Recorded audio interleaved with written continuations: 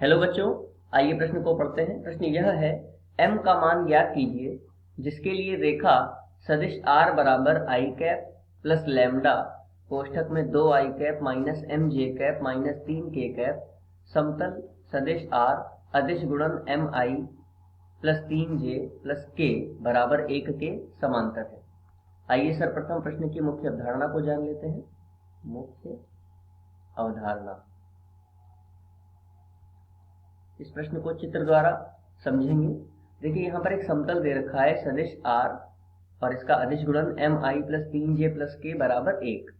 तो यदि कोई समीकरण है सदिश r इसका अदिश गुणन n सदिश के साथ में बराबर में d, तो उस समतल को हम इस प्रकार से प्रदर्शित कर सकते हैं कि एक समतल बना लें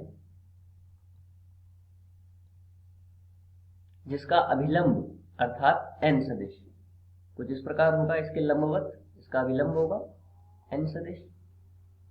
अब आगे दे रखा है कि हमें m का मान ज्ञात करना है जिसके लिए एक रेखा इस समतल के समांतर है।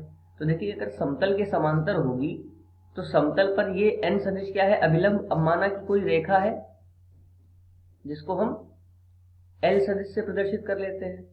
अब अगर ये अभिलंब इस समतल के साथ 90 डिग्री का कोण बना रहा है तो ये इस रेखा के साथ भी 90 डिग्री का ही कोण बनाएगा। और यदि n सदिश और l सदिश के बीच में 90 डिग्री का कोण बन रहा है अर्थात इनका अदिश गुणन यानी कि n सदिश और अदिश गुणन l सदिश बराबर कितना होगा, 0 होगा। तो देखिए n सदिश का मान, n सदिश क्या है, समतल के लिए अभिलंब, वह तो दे रखा है mi plus 3j plus k। अब l सदिश रेखा के लिए कितना दे रखा है, इसकी दिक्कोज्याएं 2i minus mj minus 3k। तो आइए इस मुख्य अवधारणा के आधार पर प्रश्न को हल करते हैं।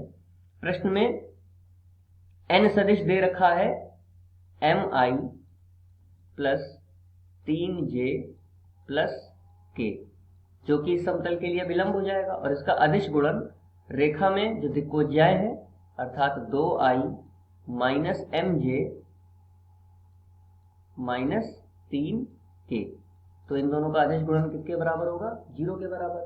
अब आइए इनका अदिश गुणन निकाल लें। अदिश गुणन में i का i के साथ, j का j के साथ तथा k का k के साथ में गुणा किया जाता है, जिसमें i और i का अदिश गुणन 1, j और j का अदिश गुणन 1 और k का अदिश गुणन भी 1 होता है।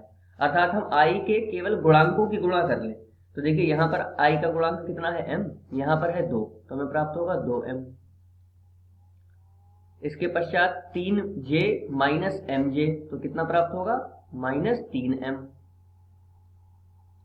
और k माइनस 3k है तो हमें प्राप्त होगा माइनस 3 बराबर में 0। तो 2m में से 3m को घटाएंगे तो हमें प्राप्त होगा माइनस m माइनस 3 बराबर में 0। अब यदि हम 3 को इधर लेकर के जाएं दाएं पक्ष में तो हमें प्राप्त होगा माइनस m बराबर 3, और इस प्रकार m का मान आ जाएगा माइनस 3। मुख्य अवधारणा के आधार पर ये दिए गए प्रश्न का उपयुक्त उत्तर है। आशा करते हैं आपको समझ में आया होगा। धन्यवाद।